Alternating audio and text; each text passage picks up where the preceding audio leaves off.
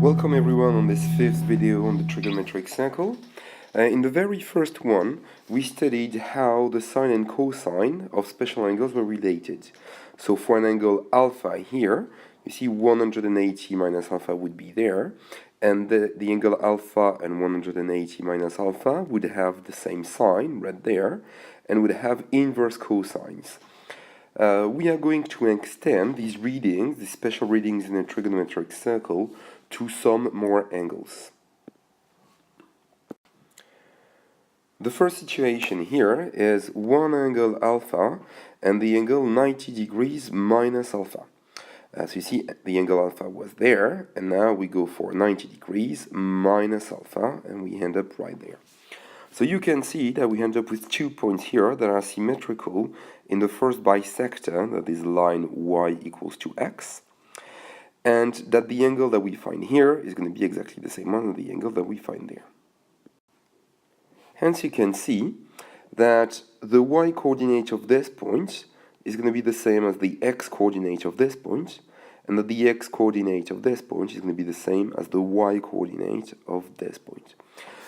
So this allows us to switch from sine to cosine and to come up with a formula cosine alpha, which is the x-coordinate of this point, is equal to sine of 90 degrees minus alpha, which is the y-coordinate of this point.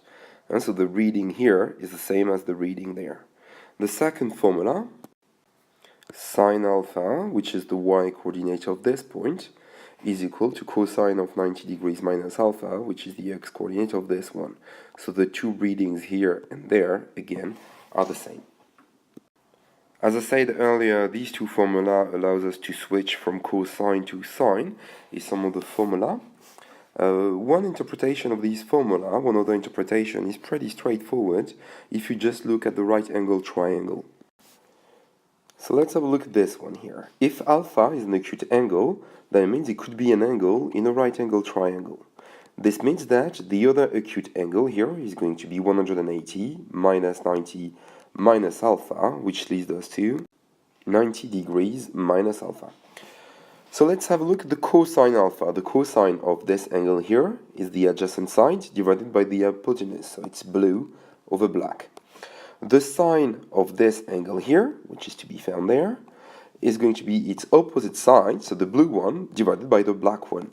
So actually these two things here, they stand for the same ratio of blue over black.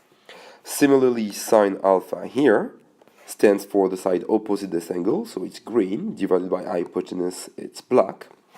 And cosine of 90 degrees minus alpha is the adjacent side to this angle, so again, it's green over black. So this sine and this cosine stand for the same ratio of green over black.